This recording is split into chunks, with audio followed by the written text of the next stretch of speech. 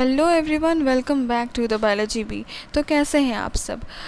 तो अपने last video में हमने राइबोसोम्स एंड इंक्लूजन बॉडीज़ तक कवर किया था और इस वीडियो में हम फर्दर 3 टॉपिक्स और कवर करने वाले हैं, जो है eukaryotic cell, cell membrane and cell wall. तो चलिए स्टार्ट करते हैं यूकैरियोटिक सेल से। The eukaryotes include all the protist, plant, animal and fungi. तो इसका मतलब ये है कि यूकैरियोट्स वो ऑर्गेनिज्म होते हैं जिनमें कॉम्प्लेक्स सेल्स होते हैं, ठीक है। इसमें प्रोटिस्ट, प्लांट, एनिमल्स और फंगी आते हैं। प्रोटिस्ट मतलब जैसे अमीबा हो गया, प्लांट, एनिमल, और फंगी जैसे कि मशरूम हो गया, ये सब हो गया, ठीक है। फिर है कि in eukaryotic cells there is an extensive compartmentalization of cytoplasm through the presence of membrane bound organelles। इसका मतलब ये है कि यूकैरियोटिक सेल्स के अंदर साइटोप्लाज्म एकदम ऑर्गेनाइज्ड वे में होता है। इसका रीज़न ये है कि उसमें मेम्ब्रेन बाउंड ऑर्गेनल्स हैं, जैसे कि उसमें मेम्ब्रेन बाउंड ऑर्गेनल्स जैसे हो गया माइटोकॉन्ड्रिया हो गया, गोल्गी बॉडी हो गया, एंडोप्लाज्मिक रेटिकुलम हो गया। इसका मतलब ये है कि सेल के अंदर अलग अलग काम करने वाले छोटे कंपार्टमेंट्स बने होते हैं, ठीक है। ये हो गया। उसका था eukaryotic cells possess an organised nucleus with a nuclear envelope. इसका मतलब ये है कि इन सेल्स में ऑर्गेनाइज्ड न्यूक्लियस होता है, जो न्यूक्लियर इन्वेलप जो कि डबल मेम्ब्रेन होता है उससे घिरा हुआ होता है, जिसकी वजह से डीएनए सेफ रहता है इसके अंदर और प्रॉपरली पैक्ड रहता है, ठीक है। In addition eukaryotic cells have a variety of complex locomotory and cytoskeleton structures. Their genetic material is organised into chromosomes. So यहाँ पर है कि यूकैरियोटिक सेल्स में लोकोमोटरी स्ट्रक्चर्स होते हैं, जैसे सीलिया, फ्लैजिला, जो मूवमेंट करने में हेल्प करते हैं। साथ ही साइटोस्केलेटन होता है जो शेल का शेप को और सपोर्ट बनाए रखता है, ठीक है। जैसे साइटोस्केलेटन क्या होता है, जो जैसे कि घर का जो दीवार होता है, ठीक है, जो घर को सपोर्ट करता है, उसी टाइप से ये जो साइटोस्केलेटन है वो सेल को सपोर्ट करता है, ठीक है। उसके बाद हम लोग पढ़े थे कि the genetic material is organised into chromosomes. इसका मतलब ये है कि इनका जो जेनेटिक मटेरियल है, जो कि डीएनए है, और वो क्रोमोसोम्स के फॉर्म में ऑर्गेनाइज्ड होता है। इसीलिए डिवीजन में और हेरिडिटी, मतलब ऐसे कोई भी चीज़ को हेरिडिटी या हेरिड करने में उसको ईजी होता है, ठीक है, इनहेरिट करने में उसको ईजी होता है, ओके। एंड उसके बाद है all eukaryotic cells are not identical, यानी कि सभी यूकैरियोटिक सेल्स सेम नहीं होते हैं, ठीक है। जैसे प्लांट सेल में सेल वॉल होता है, एनिमल सेल में ये सब एब्सेंट होता है, जैसे सेल वॉल ये सब हो गया, ये प्लास्टिड और ये सेंट्रल वैक्यूल हो गया, ये सब सिर्फ प्लांट सेल में पाया जाता है। एनिमल सेल में ये सब एब्सेंट होता है, लेकिन उनमें इन सब के अलावा क्या होता है, सेंट्रियोल होता है, जो कि सेल डिवीज़न में हेल्प करता है, ठीक है।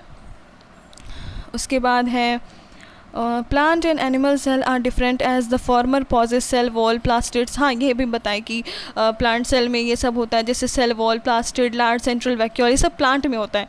लेकिन एनिमल सेल में इन सब की जगह क्या प्रेजेंट होता है, सेंट्रियोल प्रेजेंट होता है, जो कि सेल डिवीज़न में हेल्प करता है, ओके। सो यहाँ पर है कि प्लांट और एनिमल सेल में दोनों यूकैरियोटिक हैं, ठीक है। प्लांट और एनिमल सेल दोनों यूकैरियोटिक हैं, लेकिन उनके स्ट्रक्चर्स और ऑर्गेनल्स में डिफरेंस होता है, बस यही बात है, ठीक है।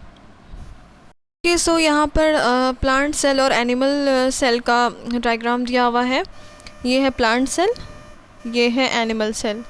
तो प्लांट सेल में हम लोग देख रहे हैं रफ एंडोप्लाज्मिक रेटिकुलम है, smooth endoplasmic reticulum, plasmodesmata, microtubule, nucleus, nucleolus, Golgi apparatus, nuclear envelope, plasma membrane, vacuole, middle lamella, cell wall, mitochondrion, ribosomes, chloroplast, peroxisome, cytoplasm, ये सब है। तो आप ये सब डायग्राम से देख सकते हैं। अगर इन सब का डिटेल जानना है तो उस पर भी मैं एक वीडियो लेकर आऊँगी, जिसमें मैं इन सारे टर्म्स का डिफिनेशन मैं उसमें दूँगी, ओके।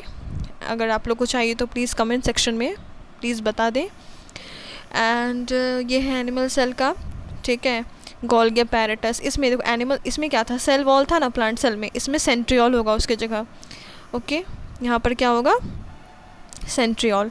यहाँ पर है गोल्गी apparatus हो गया ये वाला, ठीक है। माइक्रोविलाई है, प्लाज्मा मेम्ब्रेन, ये रहा सेंट्रियोल, ये देखो ये है सेंट्रियोल, ठीक है। कभी कभी ये सब दिखा के पूछ लेते हैं कि क्या है। ये वाला सेंट्रियोल था। पेरोक्सिसोम है, लाइसोसोम है, सोसाइटल बैग्स जैसा कि हम जानते हैं, राइबोसोम्स भी हैं।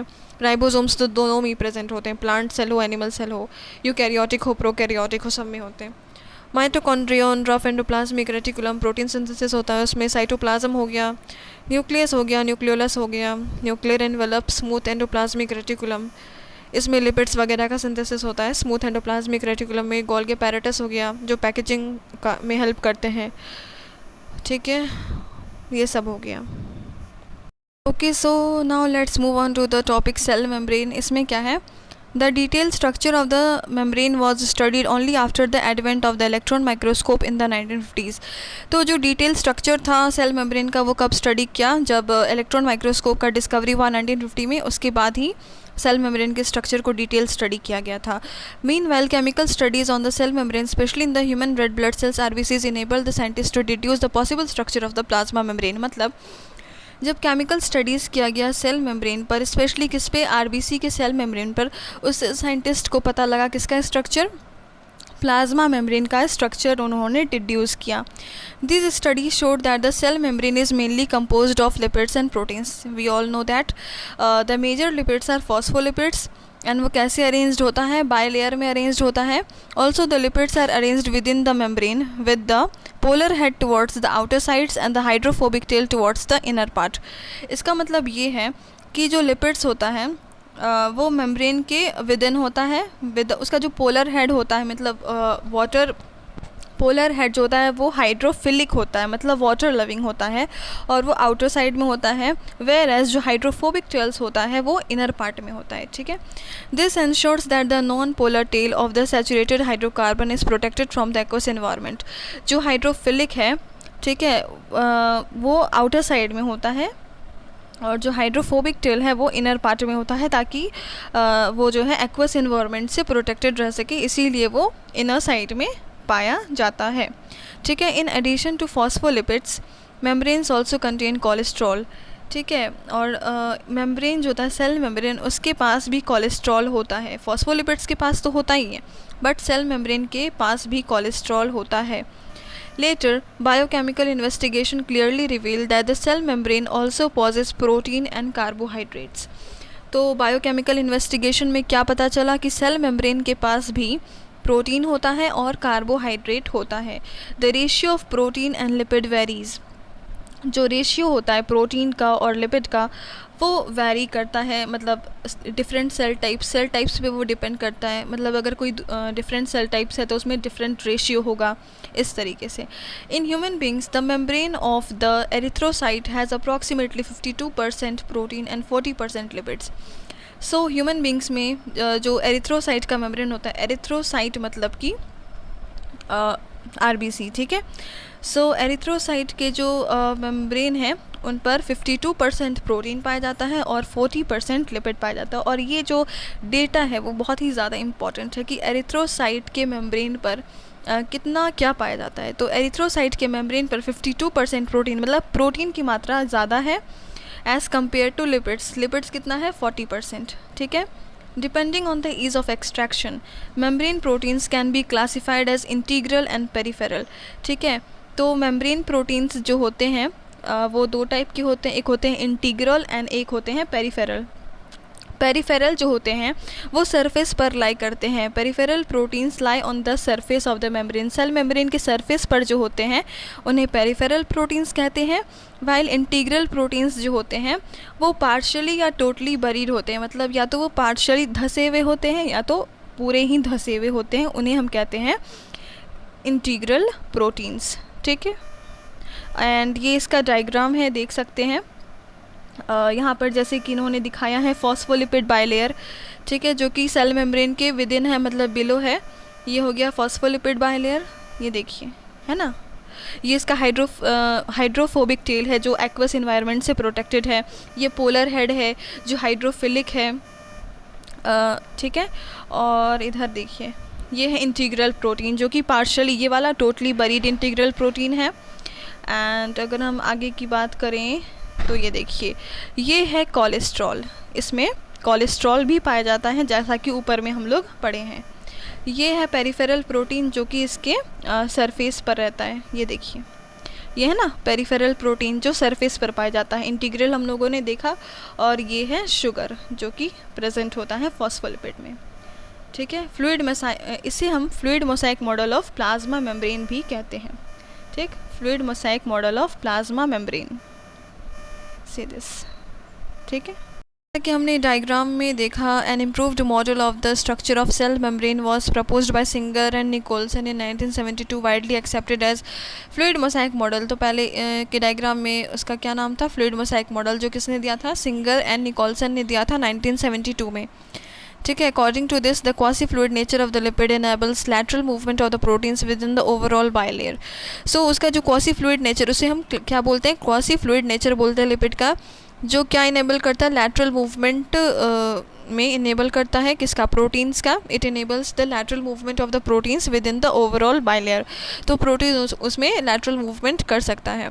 This ability to move within the membrane is measured as its fluidity.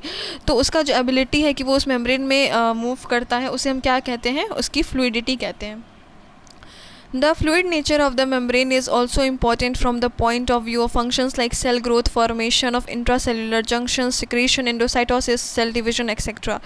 तो फ्लूइड नेचर जो होता है मेम्ब्रेन का, वो भी इम्पॉर्टेंट है किसके लिए, सेल ग्रोथ के लिए इम्पॉर्टेंट है, फॉर्मेशन ऑफ इंट्रासेलुलर जंक्शंस के लिए इम्पॉर्टेंट है, सिक्रीशन, एंडोसाइटोसिस, सेल डिवीजन, इन सब के लिए इम्पॉर्टेंट है फ्लूइडिटी, उसका fluid nature. One of the most important functions of the plasma membrane is the transport of molecules across it. So अगर हमें पूछे कि most important functions क्या है प्लाज्मा मेम्ब्रेन का, तो हम लोग लिखेंगे ट्रांसपोर्टेशन। ठीक है, किसका, मॉलिक्यूल्स का, transport of the molecules across it. The membrane is selectively permeable to some molecules present on either side of it. So membrane जो है वो प्लाज्मा मेम्ब्रेन तो हमें पता ही कि selectively permeable होता है कुछ molecules के लिए। ठीक है, many molecules can move briefly across the membrane without any requirement of energy and this is called the passive transport. तो बहुत सारे मॉलिक्यूल्स ऐसे होते हैं जो बिना किसी एनर्जी रिक्वायरमेंट के ही क्रॉस कर लेते हैं उस मेम्ब्रेन को, ब्रीफली अक्रॉस द मेम्ब्रेन। ठीक है, क्रॉस कर लेते हैं, एंड जिसे बिना एनर्जी के, जो यानी कि जिनको एनर्जी का रिक्वायरमेंट नहीं है क्रॉस करने के लिए, उसे ऐसे ट्रांसपोर्ट को हम पैसिव ट्रांसपोर्ट कहते हैं। न्यूट्रल सल्यूट्स में move across the membrane by the process of simple diffusion along the concentration gradient.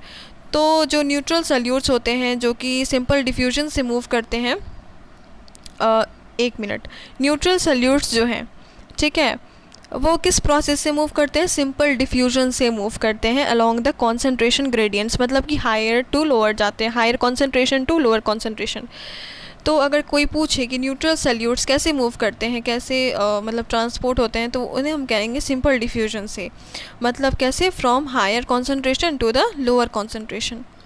Movement of water by diffusion is called osmosis. ये तो हम लोग बचपन से ही पढ़ते आ रहे हैं कि मूवमेंट जो होता है वाटर का, वो अगर डिफ्यूजन से हो रहा है तो उसे हम ऑस्मोसिस कहेंगे।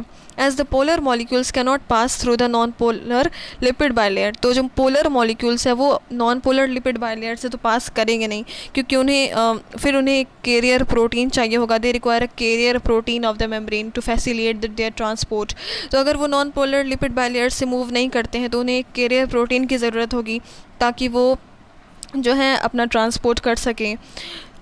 तो इसीलिए उन्हें कैरियर प्रोटीन चाहिए होती है। They require a carrier protein of the membrane to facilitate their transport across the membrane. ठीक है, अ फ्यू आयंस और molecules are transported across the membrane against their concentration gradient.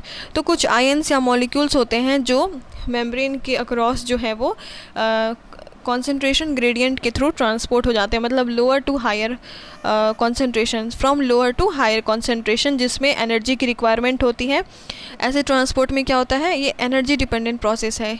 जो लोअर से higher concentration में जाते हैं, ऐसे transport को ये एनर्जी डिपेंडेंट प्रोसेस है, इसमें एनर्जी की रिक्वायरमेंट होती है और जिसमें एटीपी को यूटिलाइज़ किया जाता है एनर्जी के लिए, एंड इसे हम एक्टिव ट्रांसपोर्ट कहते हैं, जिसका एग्जांपल है सोडियम या पोटेशियम पंप। ठीक है, तो अब है हमारा इस वीडियो का लास्ट टॉपिक जो कि है सेल वॉल। बट उस पर मूव करने से पहले मैं एक समरी देना चाहती हूँ। जैसे इससे पहले हम लोगों ने ट्रांसपोर्टेशन की बात की, active transport, passive transport, neutral solutes, इन सब के बारे में। उसमें क्या हो रहा था, एक्चुअली 3 टाइप के ट्रांसपोर्ट होते हैं।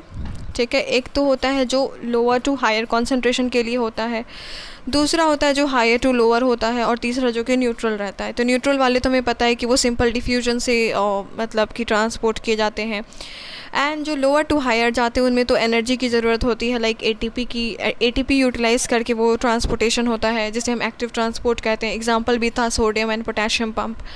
एंड उससे पहले था हायर टू लोअर, तो उसमें कोई भी एनर्जी खर्च नहीं होती, जिसे हम पैसिव ट्रांसपोर्ट कहते हैं, ठीक है। तो बस ये मैंने एक समरी दी उस ट्रांसपोर्टेशन की, तो आप लोग को ये ज़्यादा हेल्पफुल होगा। Now let's move on to the cell wall. As you may recall, a non-living rigid structure called the cell wall forms an outer covering for the plasma membrane of fungi and plants. So हमें पता है कि जो cell wall होता है वो non living rigid structure होता है, ठीक है, जो आउटर कवरिंग होता है प्लाज्मा मेम्ब्रेन का, किसी जैसे फंगी का हो गया, प्लांट्स का हो गया, किसी का भी वो किसी का मतलब फंगी का और प्लांट्स का वो आउटर कवरिंग होता है। Cell wall not only gives shape to the cell and protects the cell from mechanical damage and infection. ये सिर्फ जो है शेप नहीं देता सेल को, ये उसको मैकेनिकल डैमेज और इन्फेक्शन से प्रोटेक्ट भी करता है। It also helps in cell to cell interaction में, तो ये उसके फंक्शंस में ये सब आ सकता है कि वो क्या क्या करता है, give shape to the cell, protects the cell from mechanical damage and infection, cell to cell interaction में हेल्प करता है, and provide barrier to undesirable macromolecules. ये सब हो गया उसका function. Algae have cell wall made up of cellulose, ठीक है। एल्गे के पास जो सेल वॉल होता है वो cellulose, galactans, mannans and minerals like calcium carbonate का बना होता है, जो कि इंपॉर्टेंट लाइन है, ठीक है। While in other plants it consist of cellulose, hemicellulose, pectins and proteins. Plant का सेल वॉल किससे बना होता है? Cellulose, hemicellulose, pectins and proteins, ठीक है। The cell wall of a young plant cell, the primary wall is capable of growth. जो cell wall होता है यंग प्लांट सेल का, तो उसका जो प्राइमरी वॉल होता है वो ग्रोथ के लिए कैपेबल है। And this is the important line, the primary wall is capable of growth which gradually diminishes as the cell matures and the secondary cell wall is formed on the inner towards the membrane side of the cell। तो जैसे plant का जो cell wall जब young होता है तो उसमें पहले क्या बनता है? प्राइमरी वॉल बनता है, जो कि ग्रोथ के लिए कैपेबल होता है। तो जैसे ही प्लांट जैसे ग्रेजुअली मैच्योर होते जाता है तो उसका वो प्राइमरी वॉल जो है वो डिमिनिश होता जाता है और सेकेंडरी वॉल डेवलप होने लगता है। और फिर सेकेंडरी वॉल जो है वो इनर साइड में फॉर्म होता है towards membrane side of the cell, ठीक है। उसके बाद है the middle lamella is a layer mainly of calcium pectate. तो जो मिडल लैमिला होता है वो किसका बना होता है? कैल्शियम पेक्टेट का। मिडिल लैमिला एक्चुअली में होता क्या है? जो कि दो प्लांट्स के सेल वॉल को मतलब जोड़ता है, उसे हम क्या कहते हैं? Middle lamella. Middle lamella is a layer mainly of calcium pectate. Calcium pectate का बना होता है विच होल्ड्स और glues the different neighbouring cells together, ठीक है। यहाँ पे जैसे कि मैंने बताया कि वो डिफरेंट नेबरिंग सेल्स को जोड़ता है, ग्लू करता है, ठीक है, और वो कैल्शियम पेक्टेट का बना होता है। The cell wall and the middle lamella may be traversed, ठीक है। जो सेल वॉल होता है और मिडिल लैमिला होता है वो किससे ट्रांसवर्स्ड होता है? प्लाज्मोडेस्माटा से, which connects the cytoplasm of the neighbouring sales. तो यहाँ पर दो इंपॉर्टेंट चीज़ हम लोग को मिला है, which is middle lamella and plasmodesmata. तो मिडिल लैमिला क्या करता है? Glues the different neighbouring cells together. दो सेल को वो ग्लू करता है या होल्ड करता है। एंड यहाँ पर है प्लाज्मोडेस्माटा, वो क्या करता है? जो दो साइटोप्लाज्म होते हैं नेबरिंग सेल्स के, उनको ये जोड़ता है या कनेक्ट करता है, ठीक है। The cell wall and middle lamella may be traversed by plasmodesmata which connect the cytoplasm of the neighbouring cells, ठीक है। ओके, सो ये पार्ट भी हम लोग का ख़त्म हो गया है। तो अगर आप लोग को किसी भी चीज़ में कुछ भी डाउट हो तो प्लीज़ कमेंट सेक्शन में बताइए और मैं अगले वीडियो में उसको समझाने की पूरी कोशिश करूँगी, ठीक है। सो अगर आप लोग को ये वीडियो पसंद आया हो तो प्लीज़ लाइक करिएगा वीडियो को, subscribe, comment. Okay, so thank you so much.